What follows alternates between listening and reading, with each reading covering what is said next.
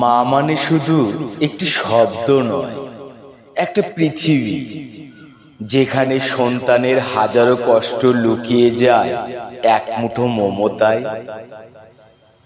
নিজে না খেয়ে সন্তানকে খাওয়ানো, নিজে না ঘুমিয়ে সন্তানের ভবিষ্যৎ গড়া, নিজের স্বপ্ন বিসর্জন দিয়ে সন্তানের হাসি দেখায় একজন মায়ের সবচেয়ে বড় অবদান। এই পৃথিবীতে নিঃস্বার্থ ভালোবাসার নাম যদি একটাই হয়, তবে সেটা হলো মা। মায়ের দোয়া ছাড়া জীবন অন্ধকার, আর মায়ের হাসি মানেই ঘরে জান্নাতের শান্তি।